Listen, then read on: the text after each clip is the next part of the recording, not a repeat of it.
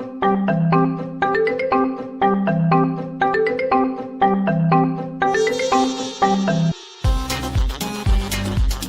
Newsom says he is fed up. There are no more excuses. He says the state has done its part, providing plenty of funding to get encampments cleared up. He wants to see the results now. Governor Newsom made the announcement here in Los Angeles yesterday. He joined Caltrans to clear several encampment sites. And we had our big body challenge today. 50 pull-ups, 100 push-ups. We try to get under 5 minutes. How's it going? We got close. That was about 5:25. You were right behind me.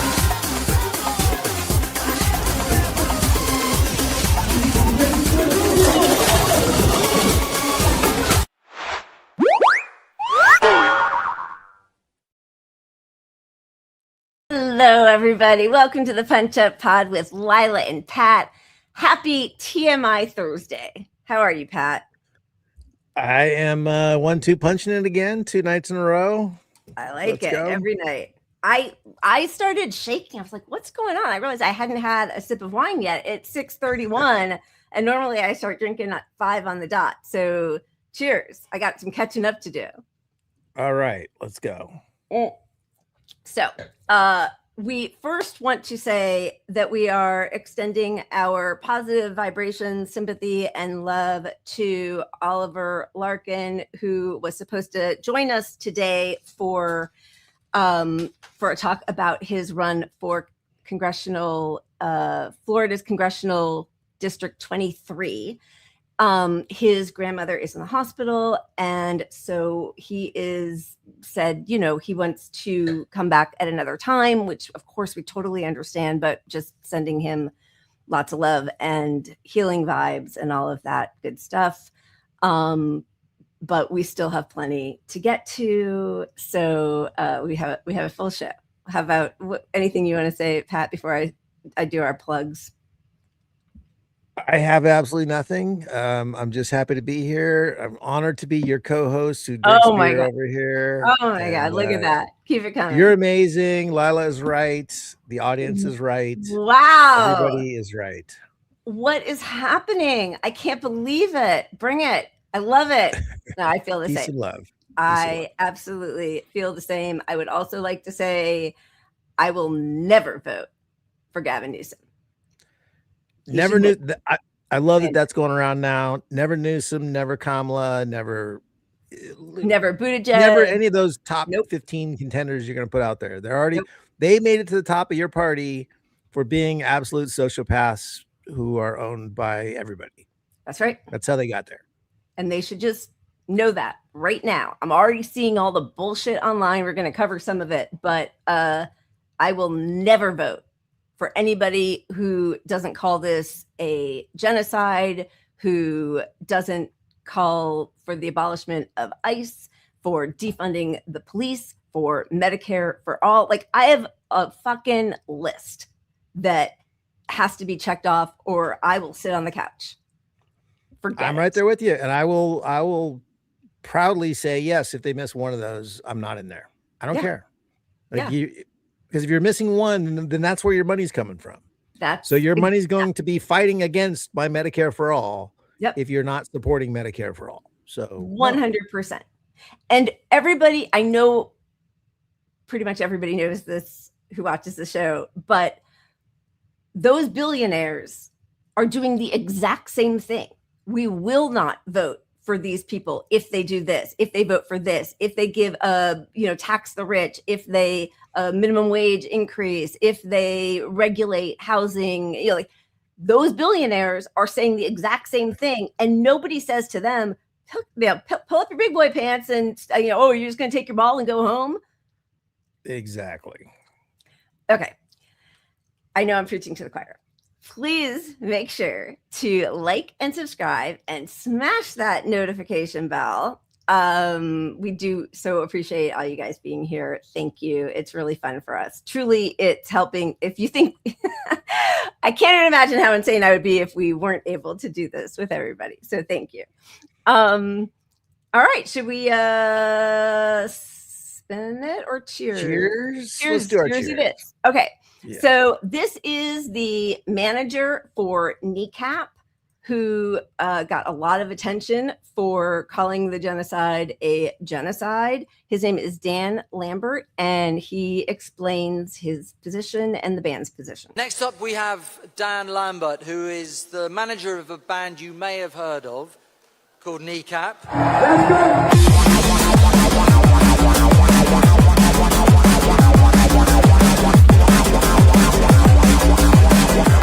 Unfortunately, this story will end up in the media today, while Israel commits genocide at the same time. Their manager had the audacity to say that people were thanking them for bringing this to their attention. Yeah. With Kneecap, you know, it was a total distraction. Like, essentially, we go and play Coachella, the lads go up on stage and they say to a young audience of predominantly young Americans that the US is funding and arming a genocide, and if they stop doing that, that the genocide would end tomorrow. Just a factual comment. It gets a cheer, it got a lot of applause, and I think the risk was never Kneecap. We're not big enough. There was other artists there, and I often say, like, you have to be willing to take risk, and the lads did that. And I think what they saw was, what if next year at Coachella, that was the artist with 20,000 or 50,000, and that then became a threat to Zionism itself, because they lose the support of America, they'll start to lose that support by losing the support of young people. And then suddenly you had the emergence directed from the US, and it was interesting, the point raised a second ago, before any Fox News or before any Sharon Osbourne or before Keir Starmer and all your politicians coming out slating Kneecap, we got a message from an extremely well-known person in the music industry offering us to travel to America and to be educated on the Middle East, which we basically responded, go fuck yourself. So there... So it was never, to them it was about, can we bring you into the camp, and if we can't, we're going to try and shut you down and kill you. And they failed. The threat that was put against the band was that we're going to remove, through the media, facilitated by the Daily Mail and lots of others and Sky News, that we are going to basically take away your ability to earn income. That doesn't bother the lads. If you walk through West Belfast, if I walk through Dublin or London, a lot of young people's heroes are on billboards as people who are famous or have resources or they've made a lot of money or have a fancy car. Walk through Belfast and the people on the side in West Belfast of the buildings are people who are probably dead, and they probably died for something that meant more than money. They stood for something. And that's what the lads stand for. Like, Irish people, we are the only victims of colonialism in Europe. And we have a natural, you don't as an Irish person choose Palestinian solidarity. It's just inherent in who we are. On our island there's been brutal crimes, most of them committed by Britain for centuries.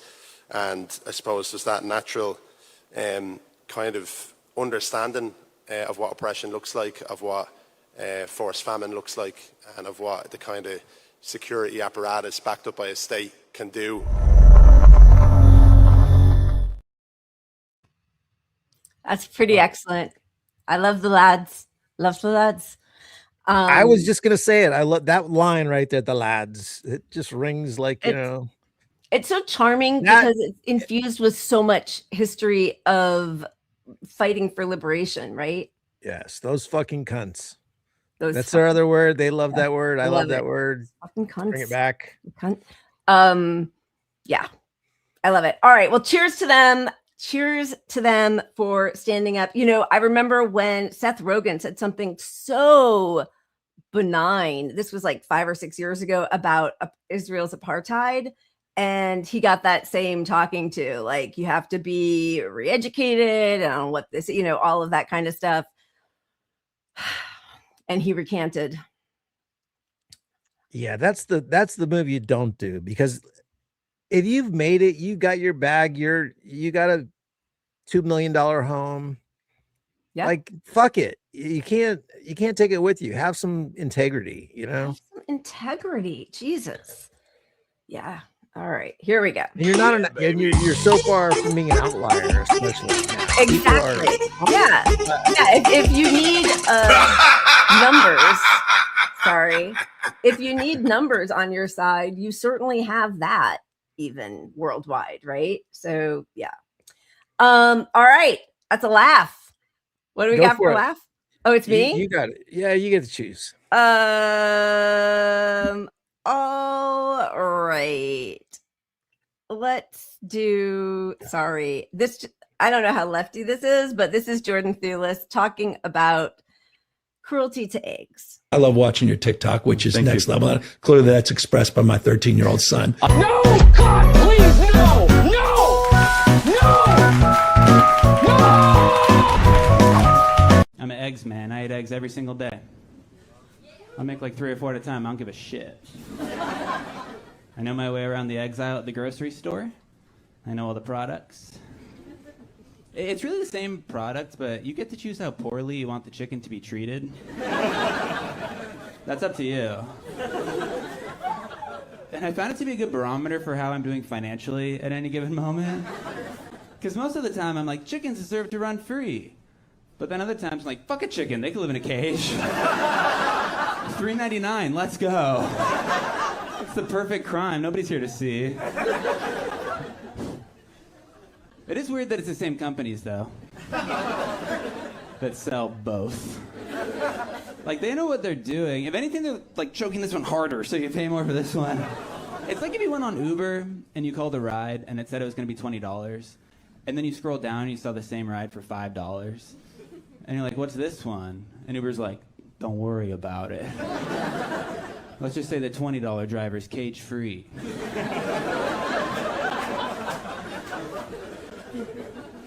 And then when it comes to eating the chicken, like, isn't it almost more morally correct to eat the chicken that's having the horrible life?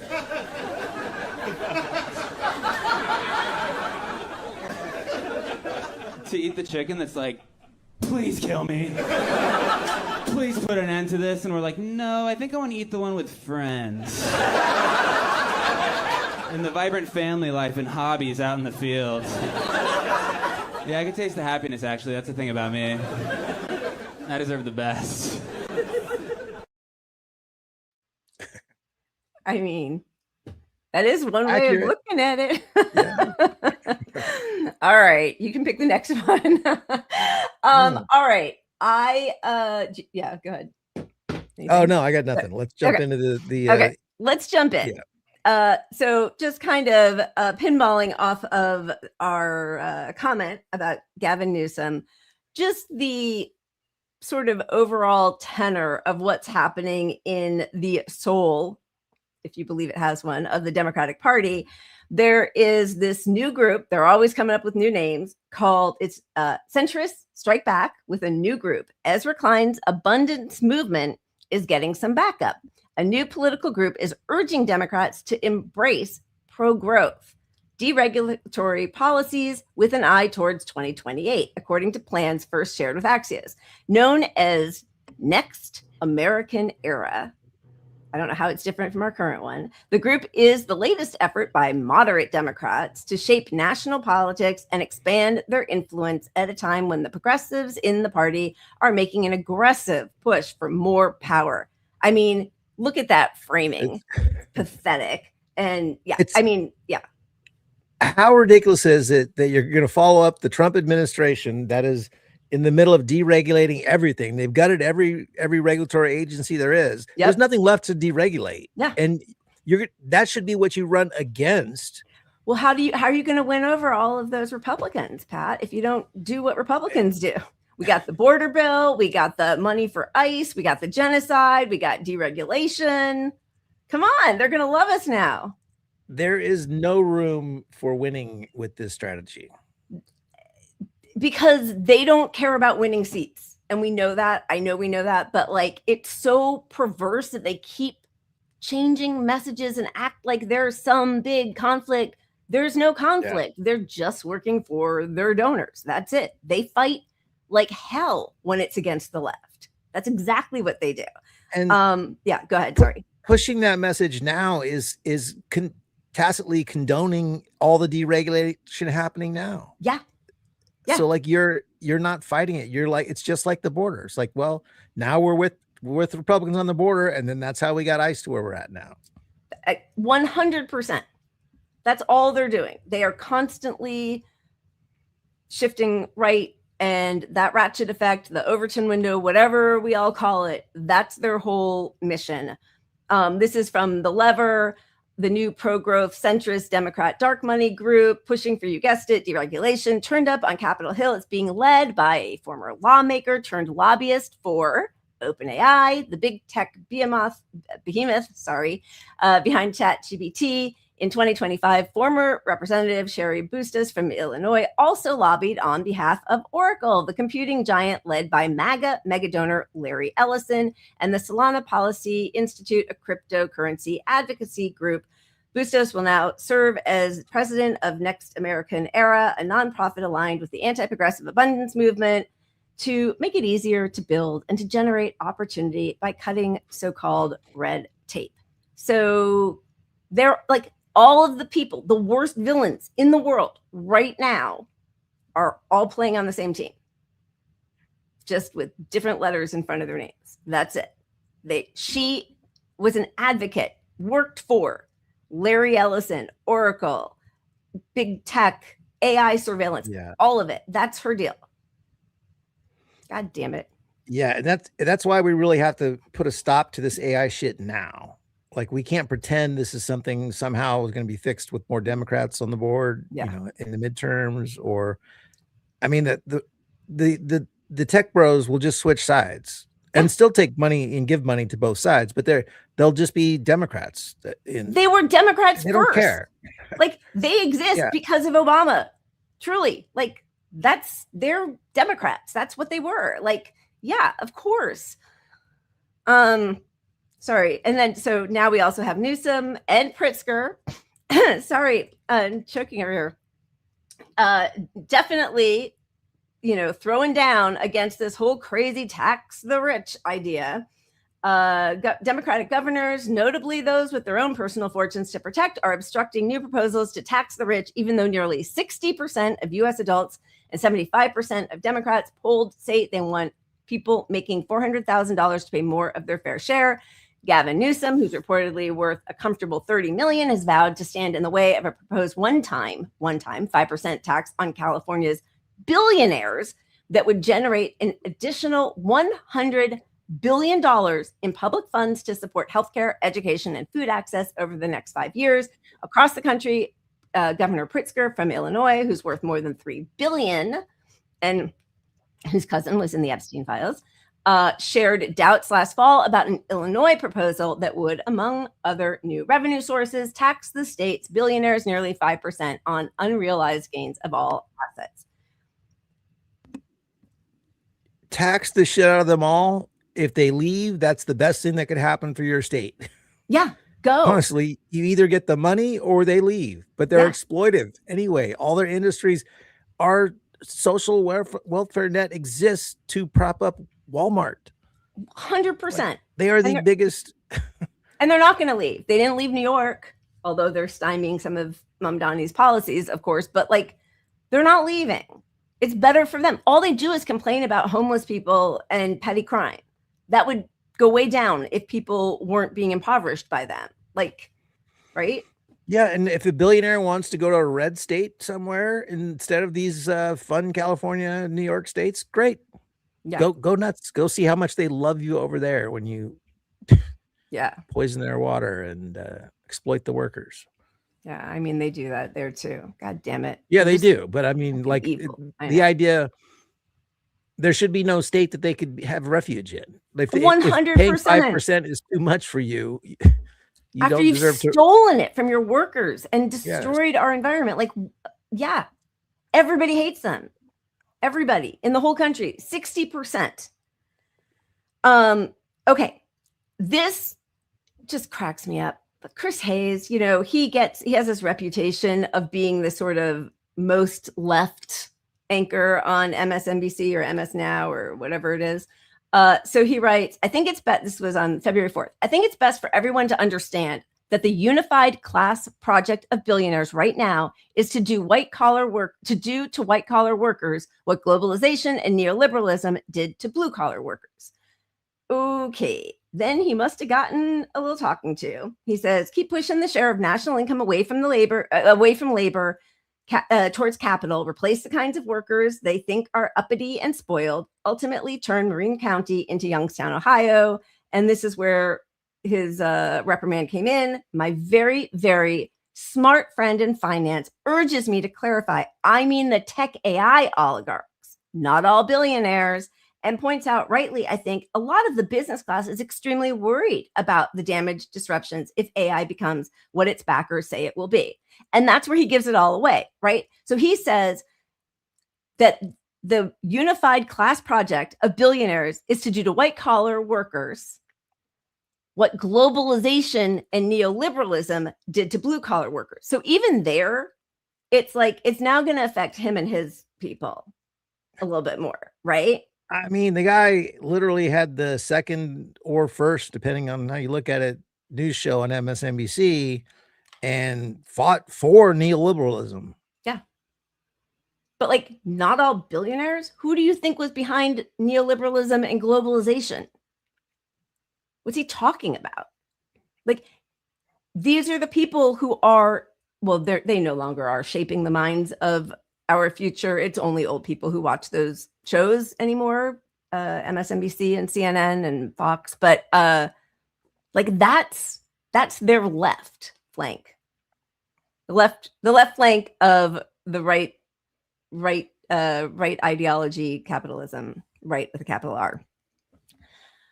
So this brings he's a guy that's not even welcome in the Democratic Party anymore for that radical view right there. Yeah, he got a talking to. Hey, not all billionaires, bud. Oh, sip it. Like they have everything, and they can't take an ounce of criticism. They own all the gears and cogs or whatever the metaphor is, and like they are all Trump. They really are. They are all Trump. Okay. So there is this very lib show that we've been sort of watching clips from every once in a while. I've had it podcast because they are becoming radicalized in real time, and we're watching that happen.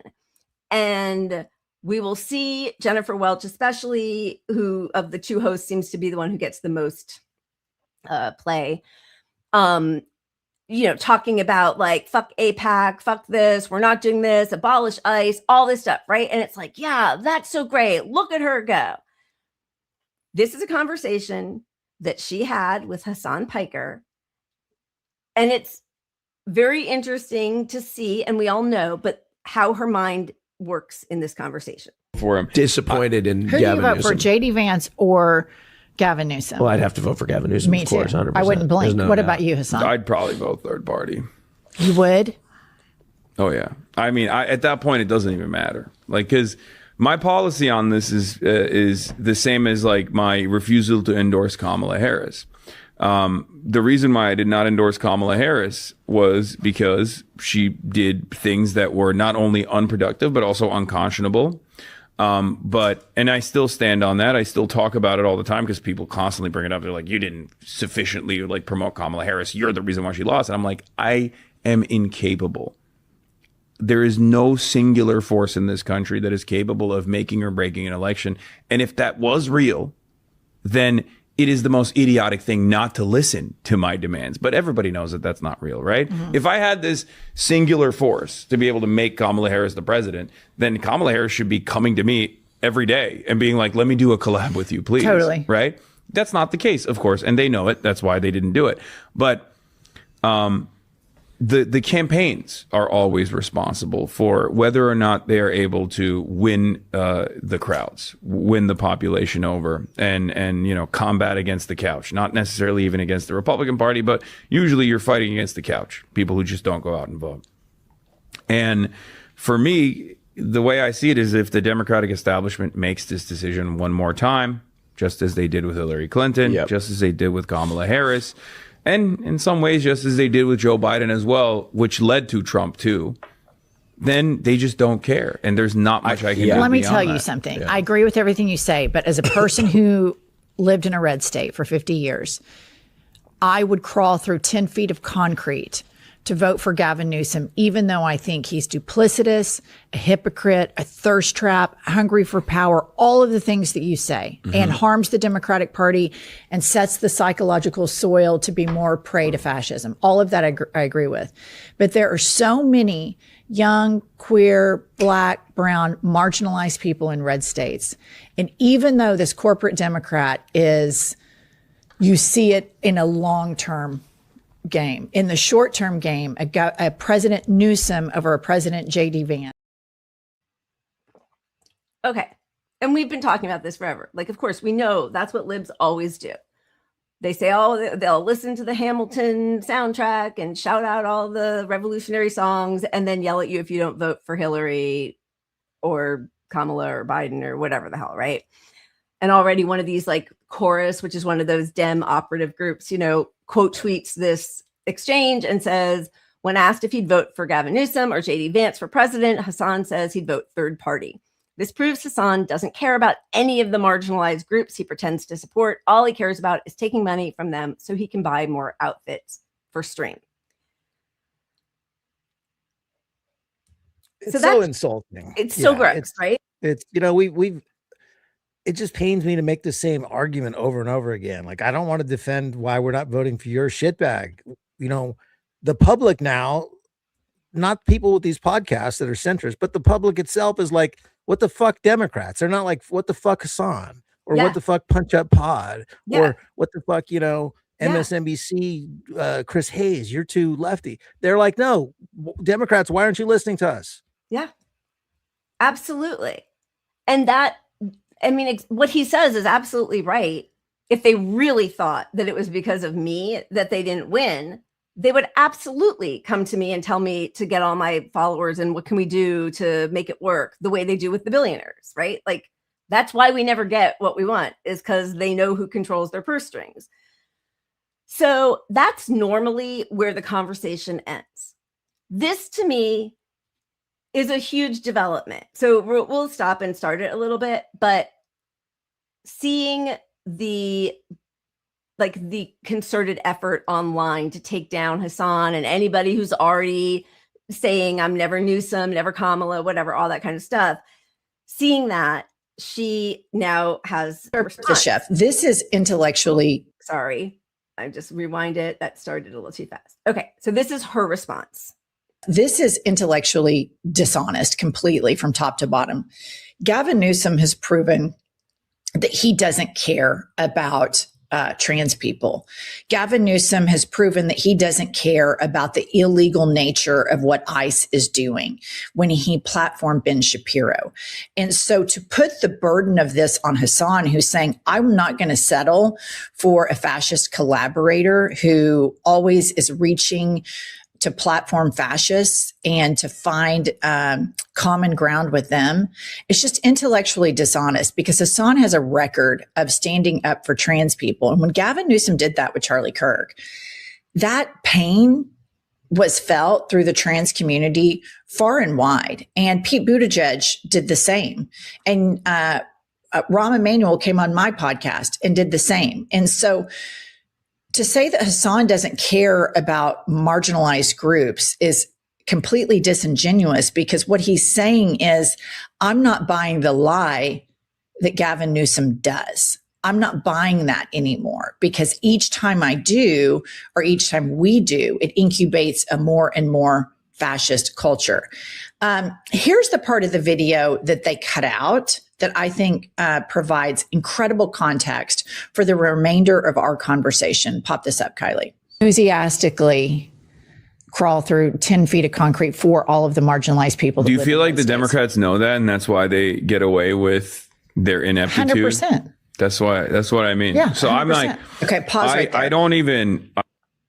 So Hassan clocked me right there, and I'll own it because my politics are open-minded. They're not fixed.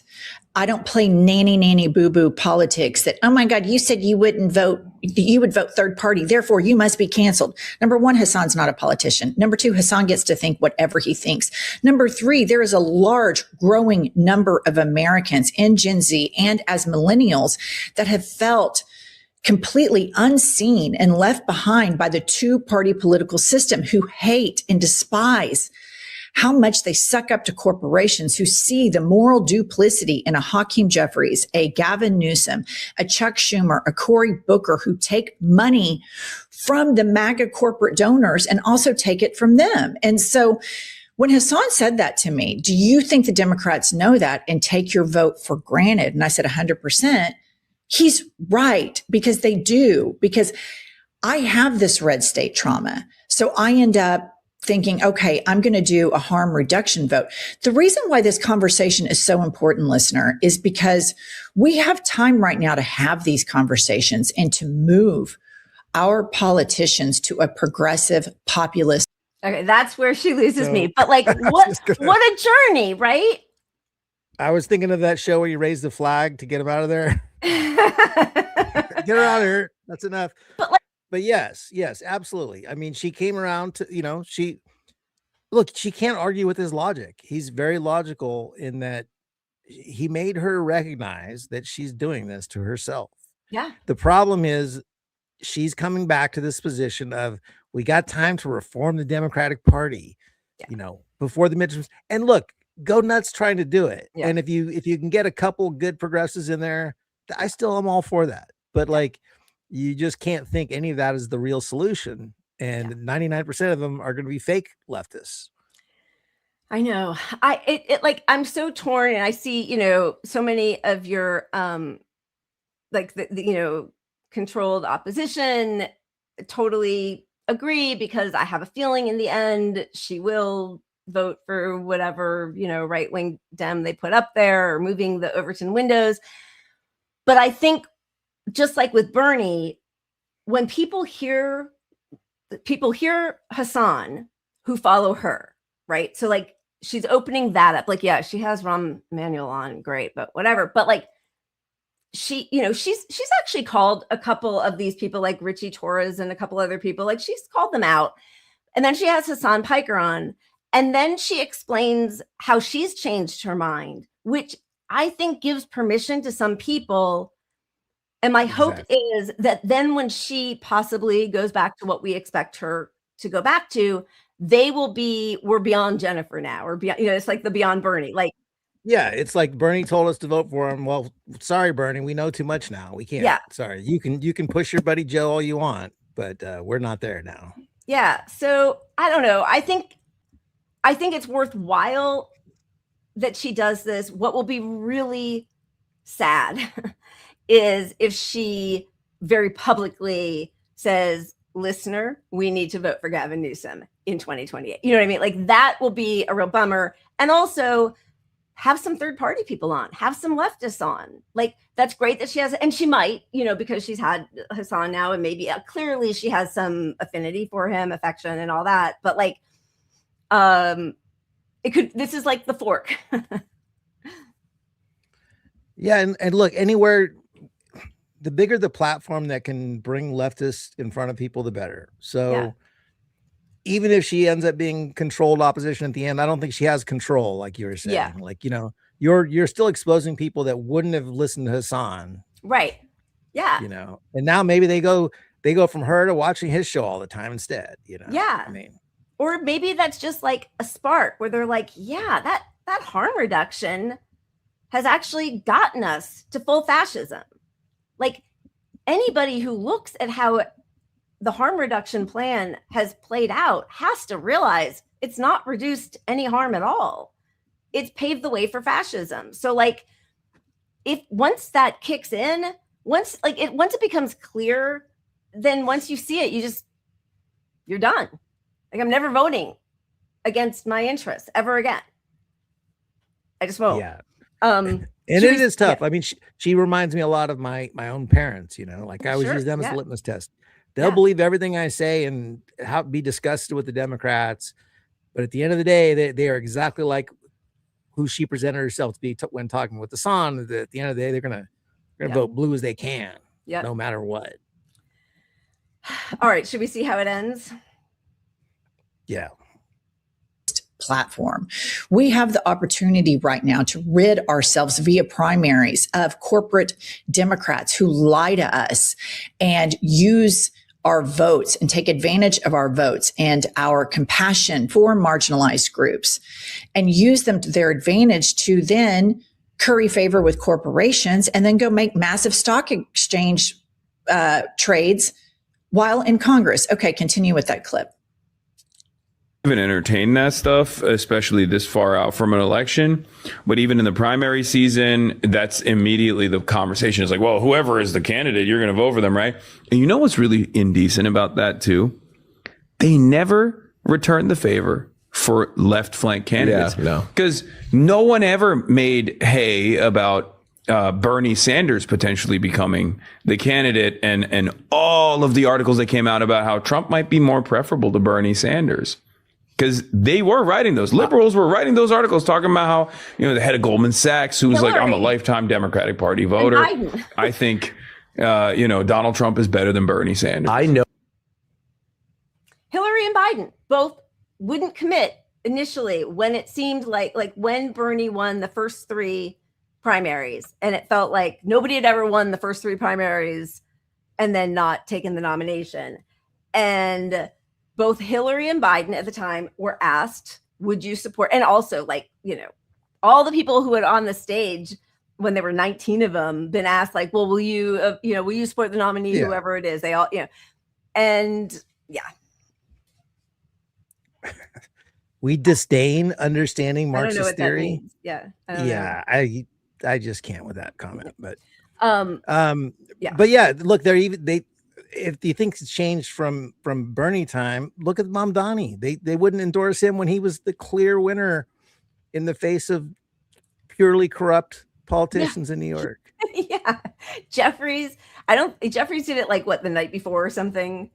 I mean, it took AOC longer than it took Bernie, right? Schumer never did. Anyway, I do think the whole thing is fascinating and really could possibly wake some people up, which would be,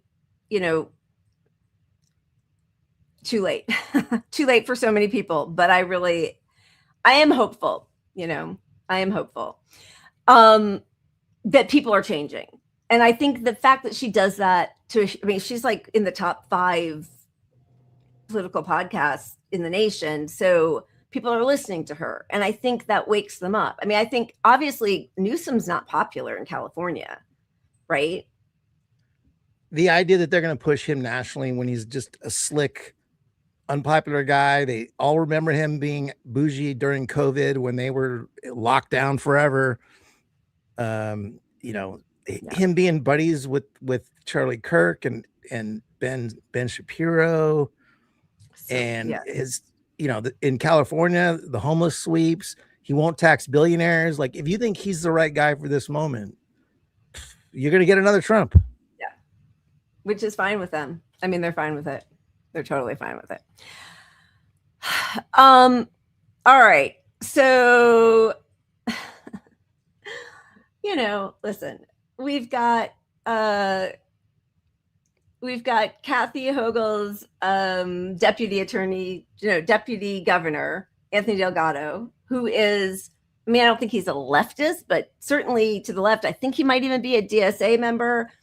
And Mamdani just came out and endorsed Kathy Hochul, right? So we're seeing, and I see people in the chat talking about his anti-Semitism czar, and that whole bureau or department was started just recently under Adams. So he could have just gotten rid of it. But obviously the pressures. Now she is a Reform Jew who I think is a liberal Zionist. We all know what that means and how that plays out. But, he's getting a ton of pushback from Jewish leaders in New York. So you're never going to win. You're never going to appease those groups. So I just don't play that game. But then does he get no money? I don't know. She's pushing back on, on taxing billionaires, which is how are you going to fund all of the programs he wants, right? He got the 2- and 3-year-old pre-K, but is that where it's going to stop? And now she got his endorsement, and now the purse strings are tied. Like, I know that the housing vouchers, he's had to shut that down because there's no way to fund it. Yeah, I mean, look, there's some level we're going to see him compromise, and we're not going to like it, but it's going to make sense maybe in this situation. But if you can't find the money, like everything, you got to go after the billionaires, buddy. Like, you can't drop that from your platform. And then they'll say, like, oh, this is why socialism doesn't work. Like, they refused to get taxed. They all band together. He supported her. Like, why would you do that? But okay. Anyway, this is her latest ad. So, I mean, what is this? I can't stand it. It's like, what, Lauren Boebert and all the, who's the, not Boebert. I mean, yes, but the other one, the ice lady, Kristi Noem, like, they all do this thing. What is this? It's disgusting. The Wrath of Cass. No one messes with New York. Tough on crime, fighting for New York, no mercy. I mean, that looks like a Pam Bondi ad when she was running for attorney general in whatever state she's from, it's Florida. Humiliating, embarrassing, awful. Like, what is that? What are you advertising there? And so now, like, by the way, we talk about this all the time. Crime, violent crime, especially at a 50-year low. Like, stop locking people up and making us in some surveillance state. 50-year low. If you wanted to go down even more, pay people dignified wages.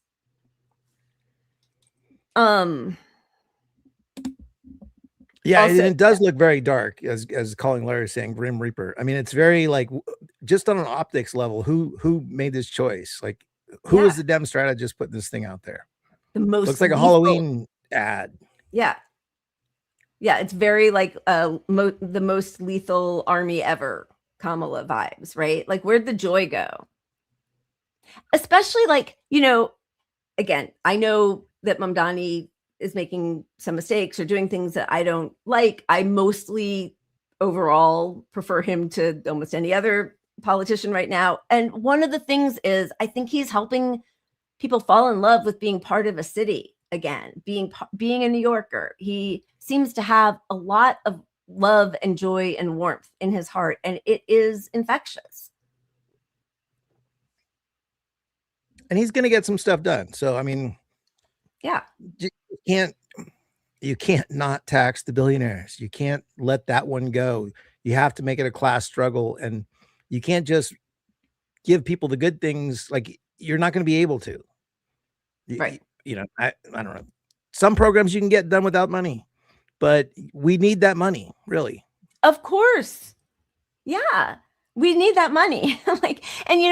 We've never had somebody on who does talks modern monetary theory. And when the dollar is strong and we are the global currency, that is possible. It also hurts other countries, other people, other working class people in other countries, right? So, like, that would be the socialist pushback against modern monetary theory, is that globally, like, everybody can't do that, right? We can only do that because we have the dominant currency that we produce. That is ending. So modern monetary theory is going to have to change a little bit with that, or the idea, like, we are going, and I mean, I know that all of the modern MMT people absolutely believe and that no billionaires should exist and tax the hell out of them because they have an over influence on politics, right? Just because of the very fact of all their money. So it's not that they think that there should be billionaires and that there shouldn't be, like, aggressive progressive taxation. And obviously we know that states and cities run differently from the federal government, but that was their way of saying, like, take the thing of how will you pay for it off the table. I understand that, but that's going to change. And the only solution for all of this is to tax the wealthy. That's it for all of it, like, long-term globally, right? Yeah, you're not gonna have some kinder version of capitalism. Right. I mean, you need to go after the money and change the rules, change the social contract we have with wealth and money and property and everything. Yeah. Yeah.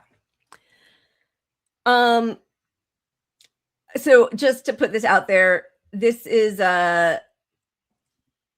under new mayor Zohran Mamdani. Sorry, New York City just recorded its safest January ever, with the number of shootings and murders plummeting to new lows. The number of homicides plunged 60%, while shooting incidents were down 20% compared to January 2025, data shows, which is like, that's amazing. That's awesome. I mean, 1 month, like, you know, I don't know if that can be entirely attributed to him, but the New York Post said it was because of Jessica Tisch, of course. So it's like, you know, everybody gets his little ding in there, right? Yeah, but look, if time bears out that it's a safer place under Mamdani, if you can defund the police in this period, that's really going to make an argument for the rest of the world, the rest of the country, at least. I mean, that'd be pretty good. I think they did that. They did that in Baltimore, and it's been really successful. They have community outreach. There are areas where it's like, you never call the cops. We know everybody's phone number. If somebody's in anguish, we call their relatives, or like, we never call the cops. We have phone trees of all the different activists, helpers, social workers, family, like of everybody. We do not call the cops, and it's working. It is. And that's the problem is we don't hear about that because it's working. It's just like every time they do a trial program somewhere and they're like, okay, we're going to give everyone $1,000 a month. We're going to do a, you know, what do they call it? A UBI. Yeah. We're going to do $1,000 UBI or whatever. All the statistics, always, every single study they've ever done on that is like, it was good for society. And they, you know, the reason we don't get that, even though it's good for society, is it's going to harm the rich people the most. Just like if we get universal health care, we won't be so tied to our employment, which will make us demand other benefits from work besides the health care as well. So, I mean, exactly.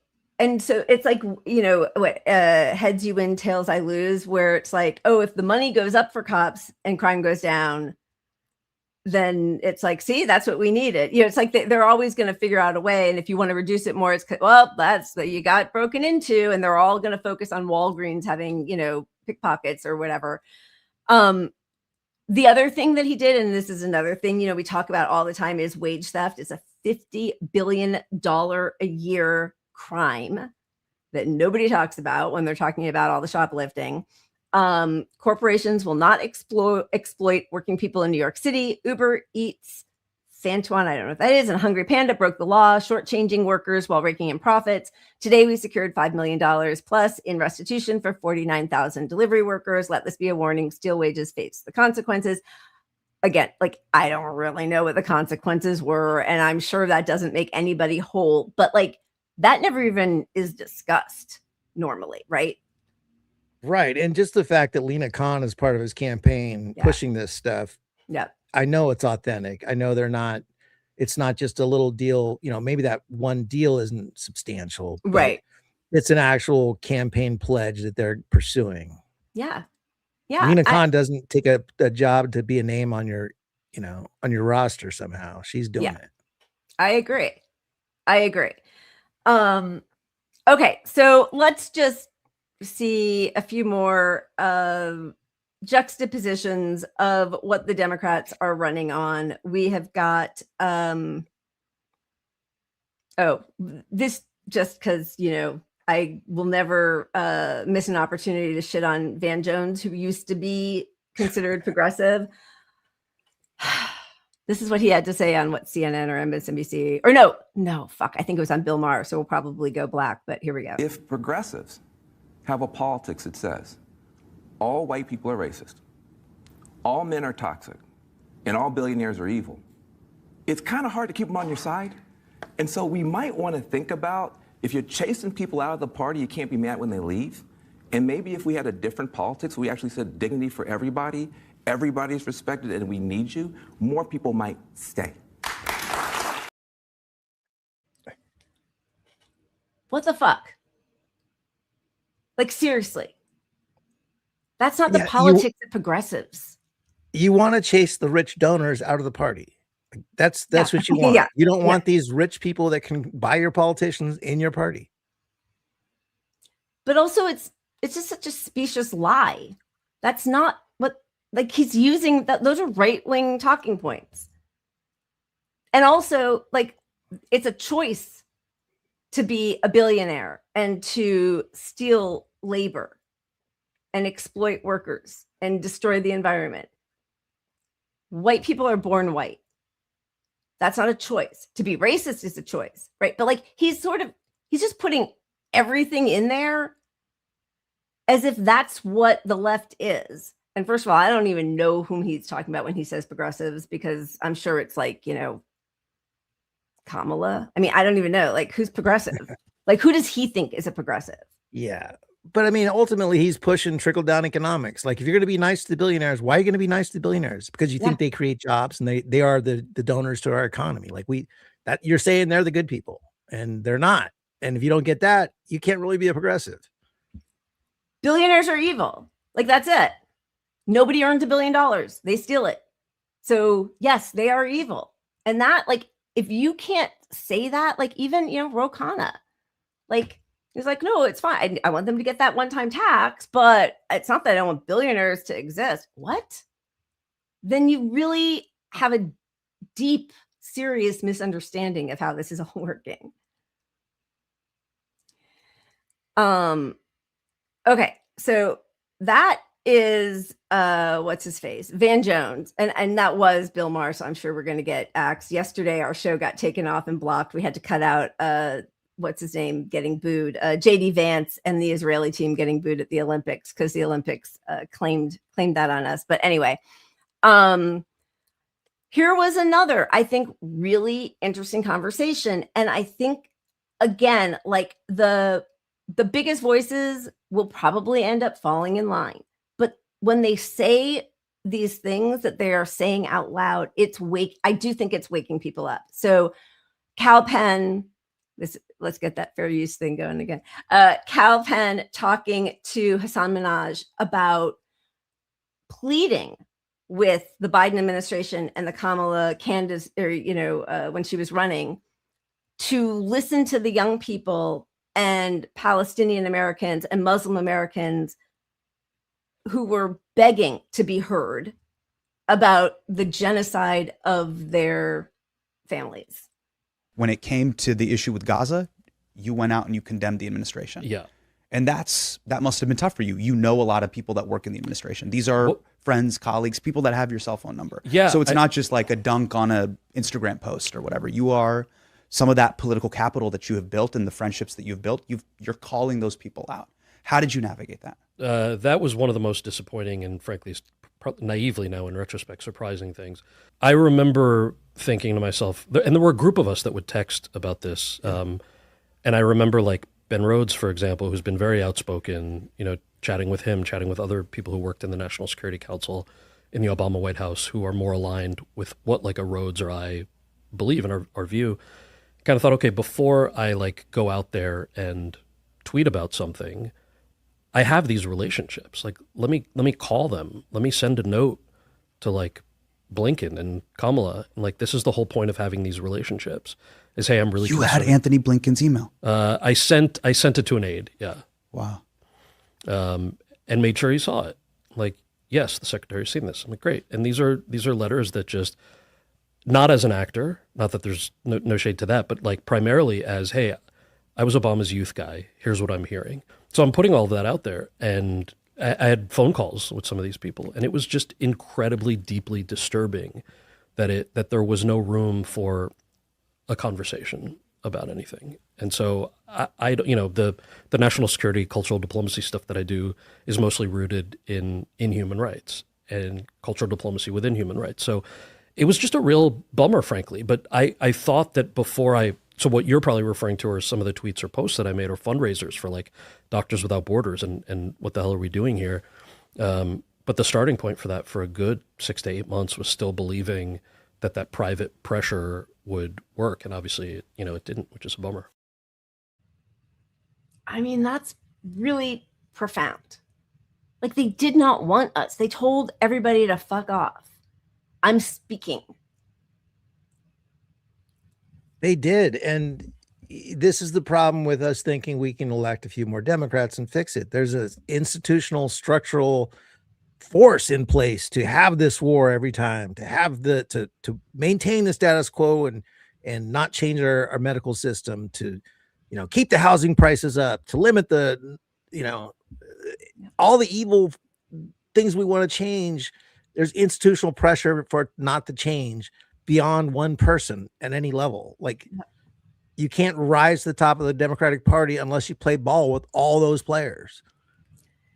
And on a state level, it's the same. In your state, you can't become the governor unless you play ball with all these elements. You'll never get Democratic Party support. And on a local level, you can't become the mayor if you didn't, that kind of stuff. That's why there's such an anomaly with Mamdani getting into power. Yep. But these guys, even close to power, were so disillusioned with their own role and that he couldn't do anything. He was the youth outreach person. The youth left. Like, he was for Obama, the youth outreach ambassador or whatever. And he knew there was a problem. I mean, it's just like with Hillary when, her Brooklyn offices were like, or in Michigan offices, come visit, and Wisconsin. And Brooklyn was like, we need some more, flyers and mailers, and we want to get out there. And like, everybody was underfunded because she didn't want Brooklyn. She didn't want the Midwest. She wanted the Hamptons and Beverly Hills. Like, that's what she wanted. And the Upper East Side, but again, like I who knows, if anybody survives all of this, in 30 years, people maybe look back and really see like this was the beginning of a big change. The sad thing is the only way for the change actually to kick in and for people to keep being as angry as they are is if the fascists continue their assaults. Because if that lets up at all, everybody's going to kind of subside. And so it's a real that's why I really keep saying we've got 2 years to make it happen, because a lot of people are going to go back to sleep when it at least tones itself down under the Democrats. Yeah. Okay, let's take a look down in Texas, Jasmine Crockett's new ad, just for context. The system is broken. Our communities are being terrorized. People are hurting. But Texas has a warrior who's fighting back. A champion for us, our votes, our rights. It drives the president crazy. So they tried to draw her out of Congress because they thought it would take away our power. They were wrong. I'm Jasmine Crockett, and I approve this message.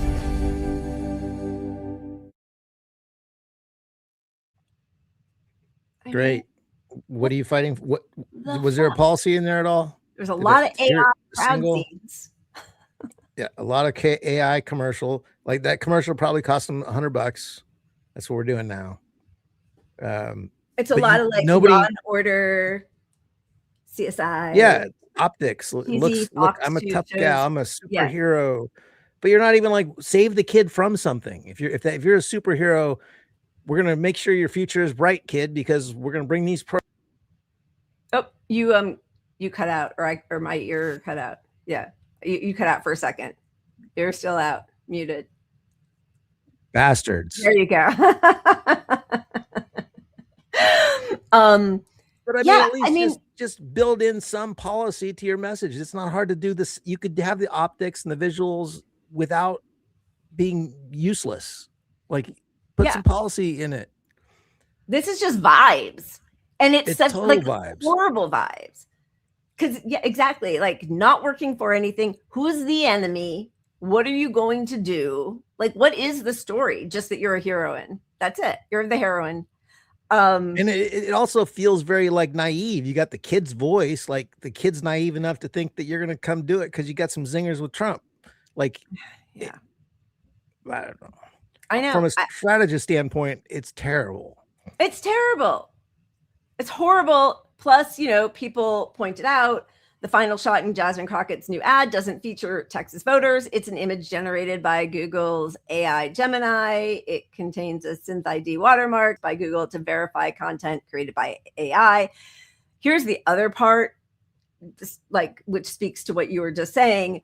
On her actual website, on her issues page, I mean, boosting opioid substance abuse and chemical dependency treatment and recovery centers. The next one requiring all major insurance providers to include full mental health care coverage, including prescription medications and therapists. Write out your bullet points here. Anything from a sentence to a paragraph works.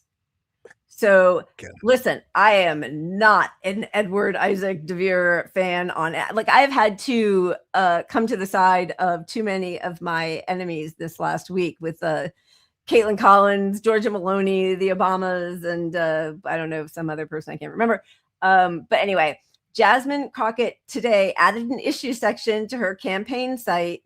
This is under a month until the primary. Among the mental health proposals, write out your bullet point here. So clearly was not putting a lot of time, thought, or energy into a substantial item of her issues page. Yeah. And look, providing even the little bullet she had there was garbage. Like making insurance providers also cover this. How about just getting people this coverage? Like, why limit it to insurance companies adding a little bit? Like insurance companies are the problem. Getting rid of insurance companies, making healthcare for all. Like it's an easier, better message. People understand that. That's probably where she got lost. She's like, I need something else. And then she's I'll get back to it. Because she cannot call out the tech bros. She's in bed with them, or billionaires in bed with them. So who's your enemy? Trump. That's just it. Just Trump. Well, you're not really going to fix anything with just that. Now, also, they all thought that they got their lesson from Zoran because of the way he would walk and talk, but that worked for him. I remember, when you go into an audition room and everybody's sitting there and either they all look like you or you're the only one who looks like you, or I'm the heaviest, oldest one, or whatever it is. And you start talking yourself out of it a little bit. And you're like, okay. And then you to calm myself in an audition room, and this doesn't happen anymore since COVID, everybody just does his own tapes at home. But, you maybe have a conversation with somebody and just kind of be nice. And then people would say shitty things about how, this is my third time coming back because this casting director loves me, all that kind of stuff. And one of my friends who, had her own show, she was like, oh, I never think anybody else is going to get it. When I walk in, I just always think it's me. And that works for her. And I would think, oh, what if I tried to shift myself like that and just walk in and feel it? But it wouldn't work for me. I would feel uncomfortable. So you do the thing that actually meshes with who you are.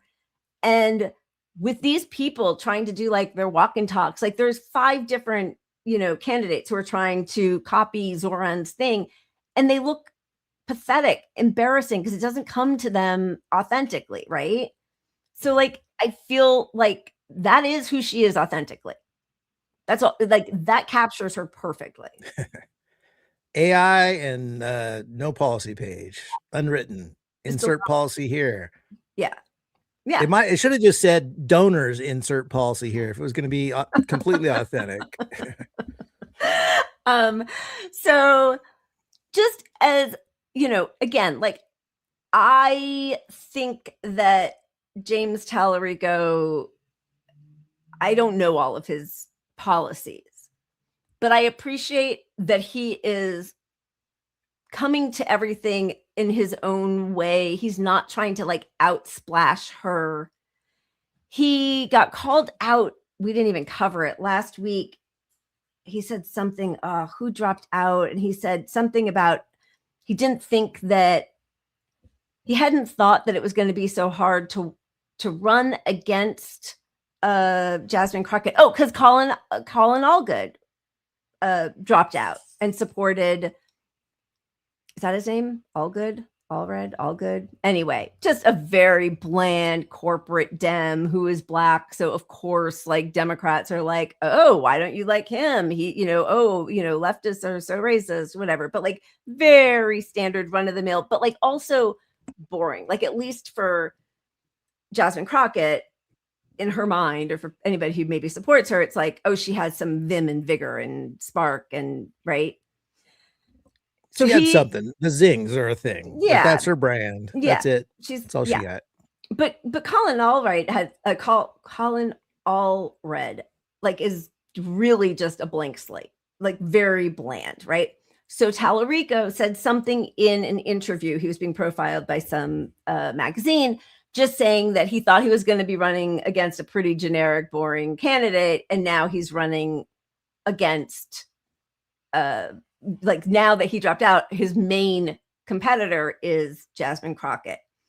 And they made tons of hay, and he's so racist, and he thought it was, like the bland black guy, and that's what he's saying, and like did all this stuff, and he tried to talk himself out of it, and I talk around it and like excuse it instead of just saying like that's not what I said at all. Actually, it's a really hard situation, but I do think like he seems, whether you agree or disagree with his like all of his policies, like he does seem like he's not trying to do bells and whistles to like get one over on people. No, his brand, he's sticking to his brand, which is religious guy, seems to have a good heart, and is, that's his brand. I don't know if any of this is accurate. I haven't seen anything I dislike about him per se, other than the religious piece. Right. Which is a turnoff to me. Yeah. Because that makes me think he's lying about it all, to be honest. Like, but I mean, I know, I think you and I have the same overall attitude about religion, but that aside, just this like you're choosing between, and you're in Texas, choosing between Jasmine Crockett, and didn't she do like the bleach blonde body, gym body, blah blah whatever, with Marjorie Taylor Greene, like very in the mud and all that kind of like, Jerry Springer show kind of stuff. And so here is James Tallarico. Billionaires don't just influence politicians, they own them. That's why I don't take corporate PAC money. It's why I fought to cap campaign contributions. In the Senate, I'll ban billionaires from making unlimited secret donations. I'll stop members of Congress from trading stocks, and I'll raise taxes on those at the top to fund tax cuts for the rest of us. I'm James Tallarico, and I approve this message because our government should work for all of us, not just billionaires. That to me feels more like a fighter. Like, I don't know what the reality of anything is, but like way better.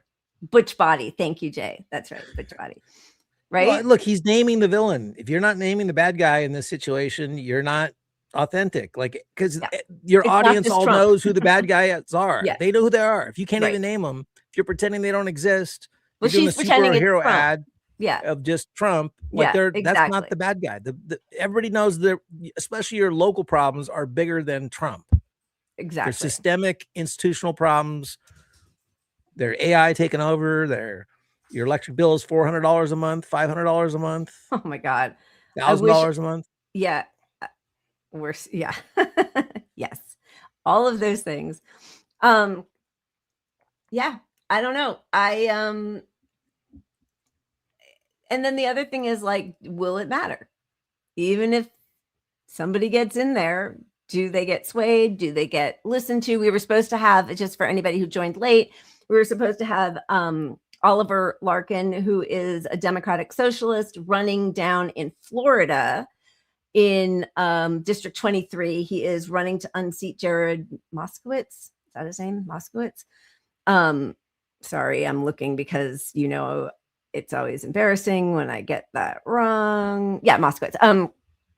And he had to postpone. His grandmother is sick in the hospital. So again, our love goes out to him and his family, but he will come back on. But, an interesting campaign to be running in a red state against a Zionist Jewish Democrat.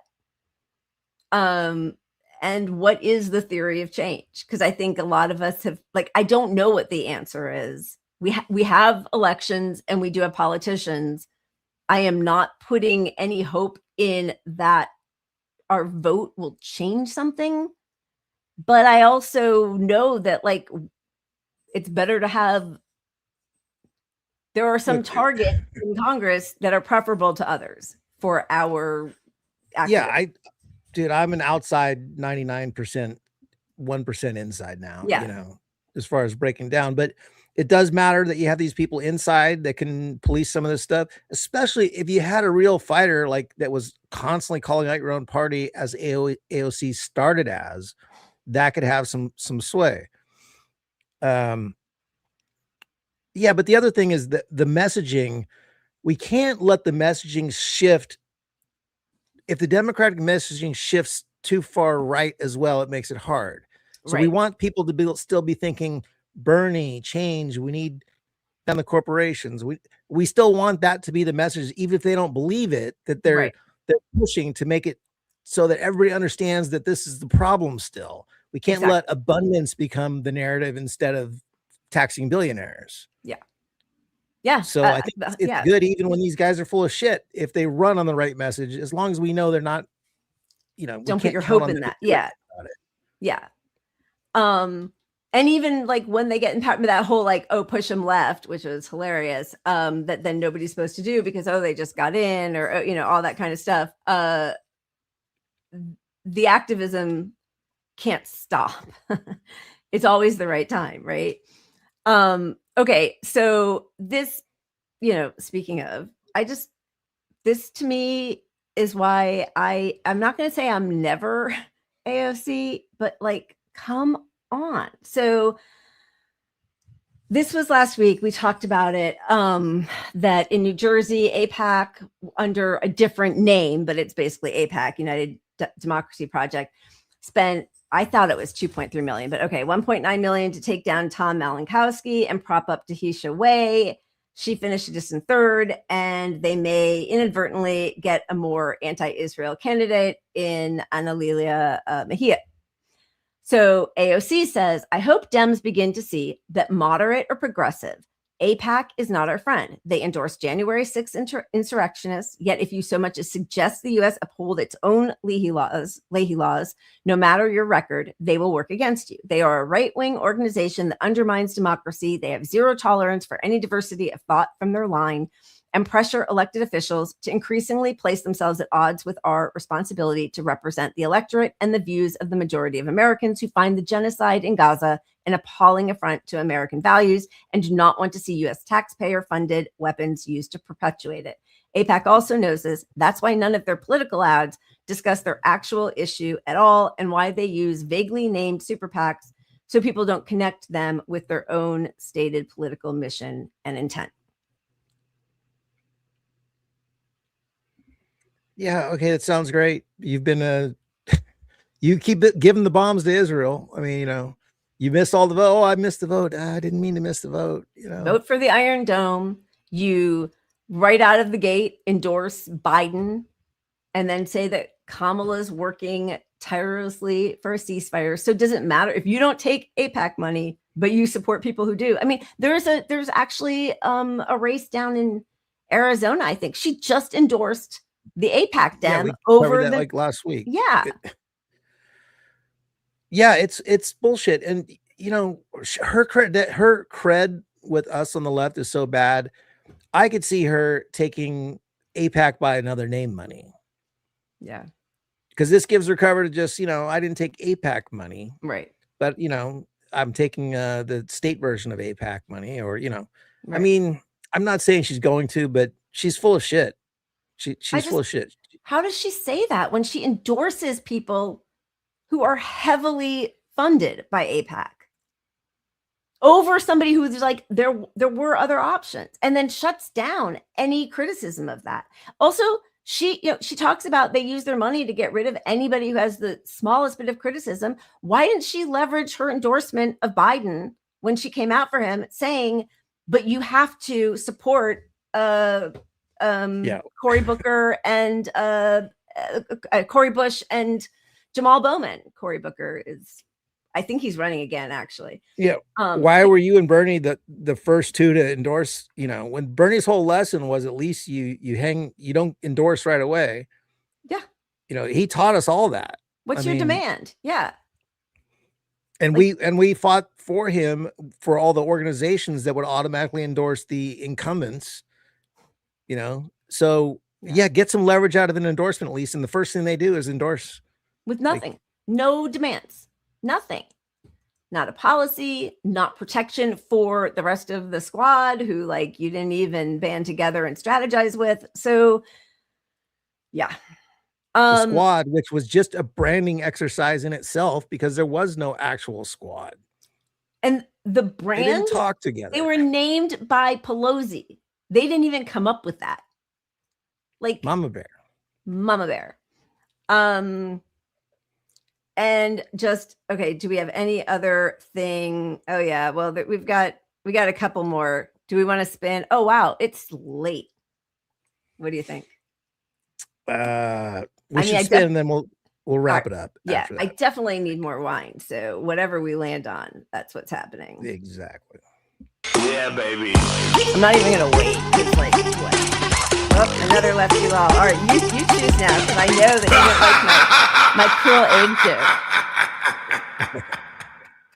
joke. Well, you know it's Valentine's. Maybe we should show the Valentine's one. Let's do it. This is Liam Neeson as Cupid. All right.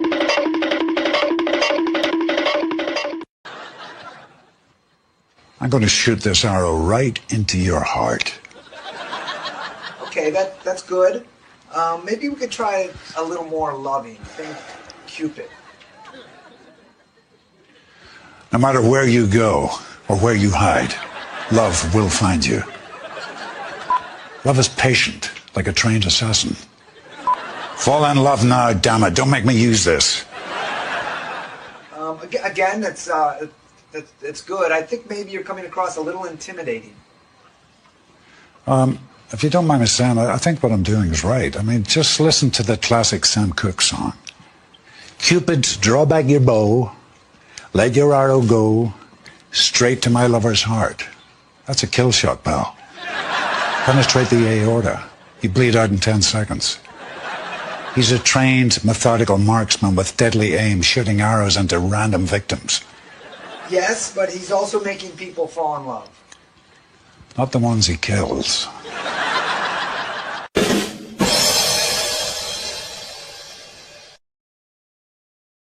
All right. That's pretty good. Love is in the air. I don't know if it's better than my tried to find some Valentine's. No, I'm joking. No, that was good. That was good. All right, let's just because we're really mostly on, I mean, God, there's so much to talk about. Do we do a quick GOP stuff? I feel like we should right? Just really quick. Yeah, we could roll through it. Okay. I mean, RFK Jr. snorting coke. Come on, let's just. This guy.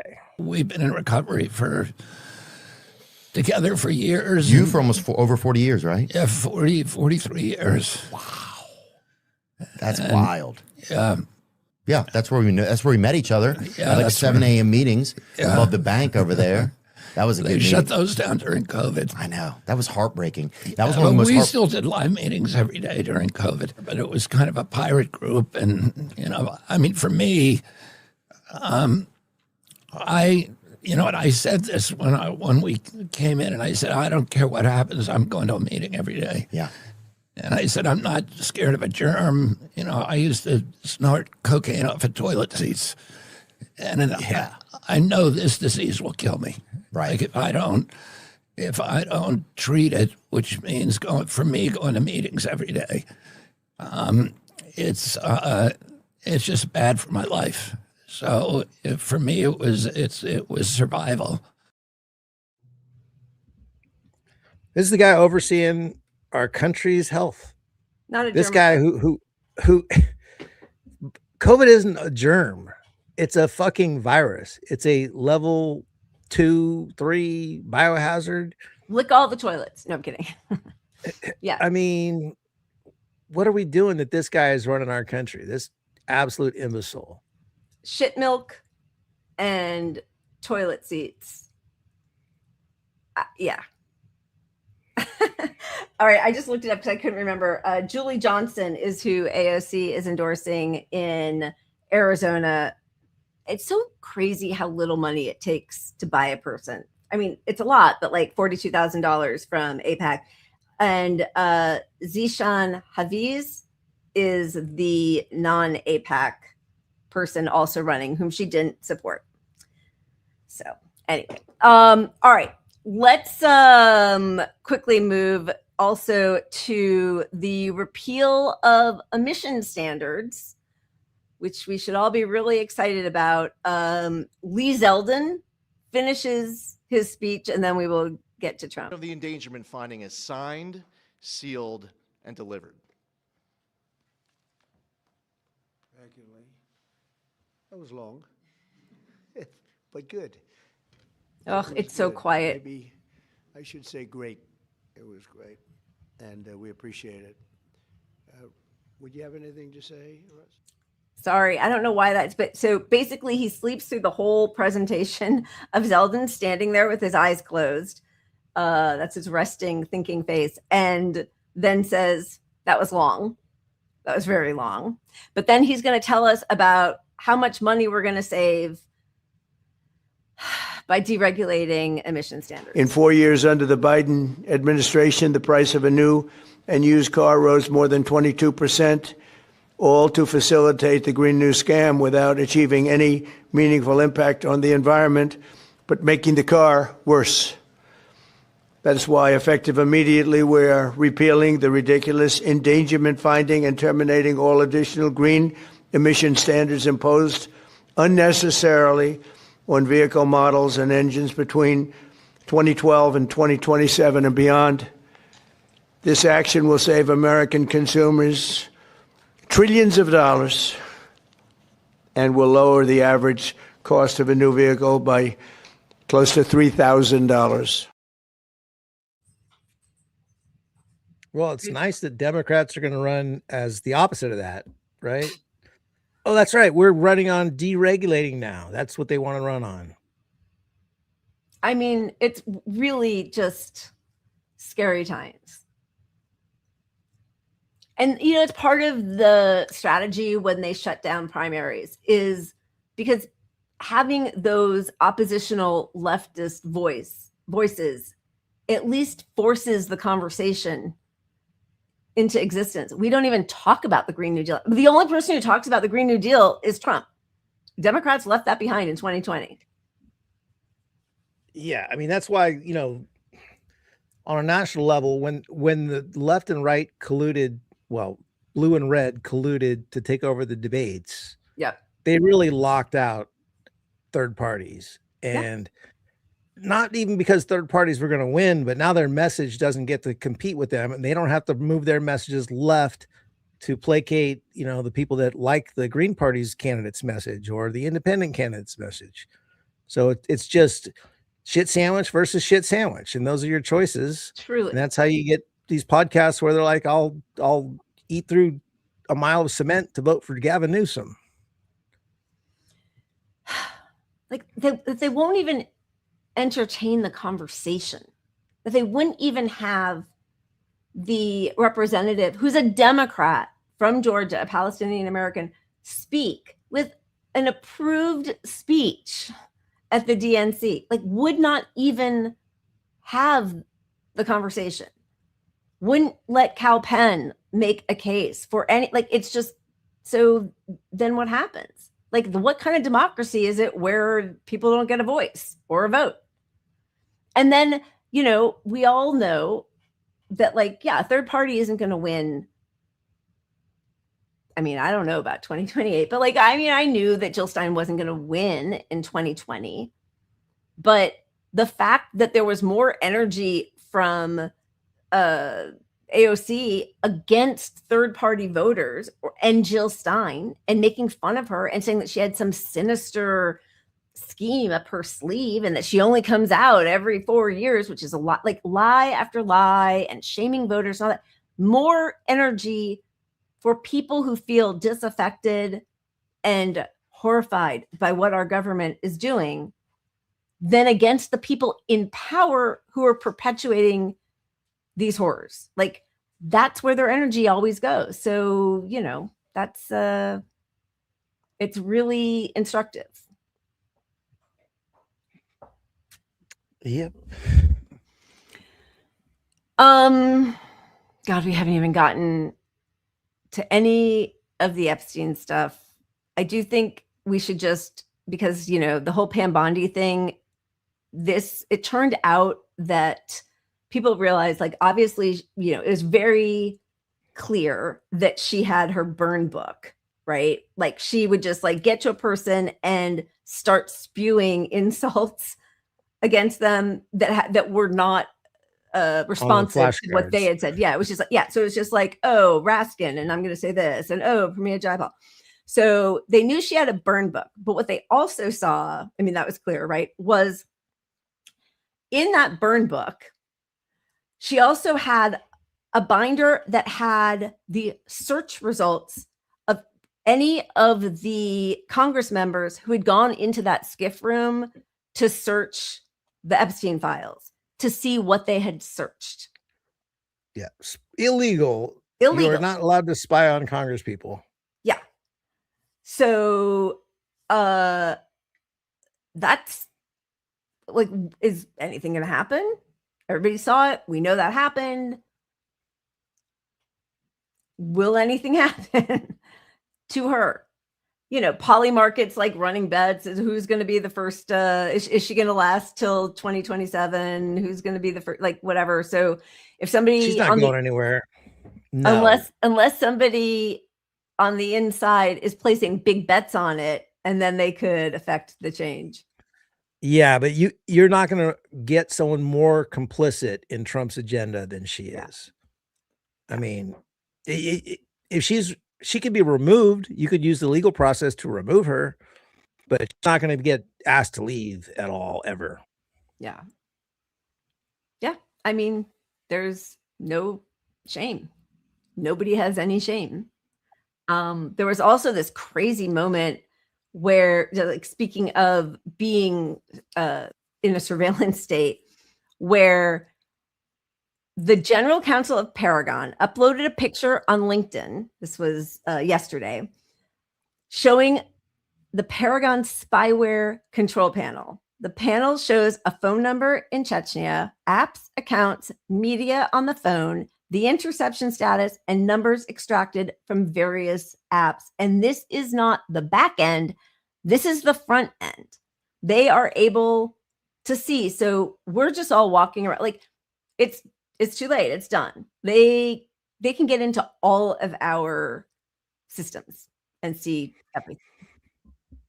Yep. But still smash your Ring doorbell. Yeah. I mean, get rid of that. Yeah.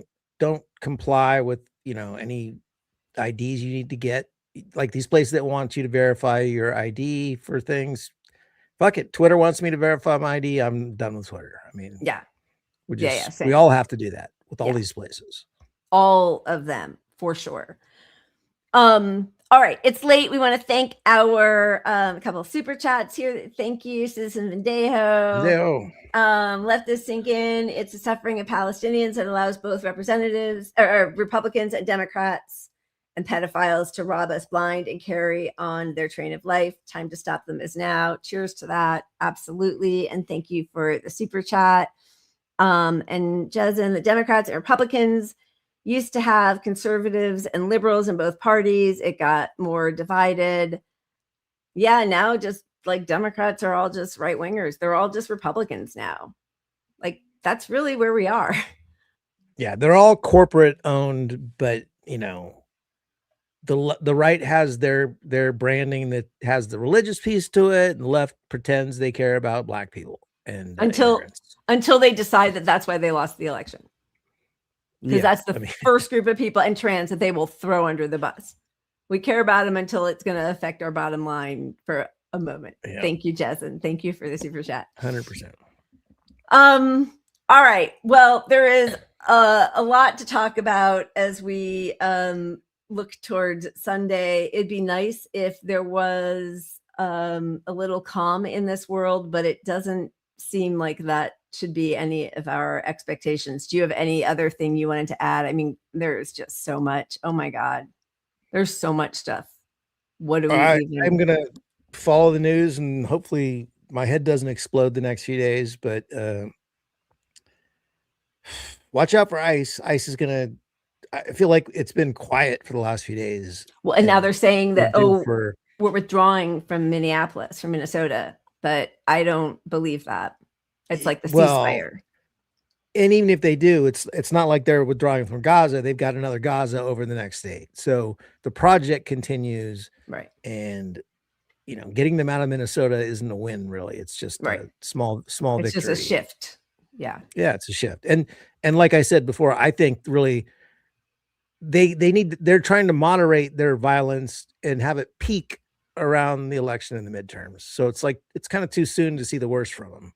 Yeah. But we'll see a lot more of what we've seen already, as we hit the midterms. Just one more little thing. Scott Wiener, who's in California, wanted to make sure that masks were prohibited on any law enforcement officers, and removed state police from that part of the ban on the advice and insistence of Newsom. That was then deemed illegal, so they put it back in. But Newsom wanted to continue to allow state police to hide their identity. So never Newsom. Yeah. And also, they had to know that would kill the bill. I mean, they're not naive. Yeah. I mean, they have lawyers that understand the state federal conflicts. So yeah.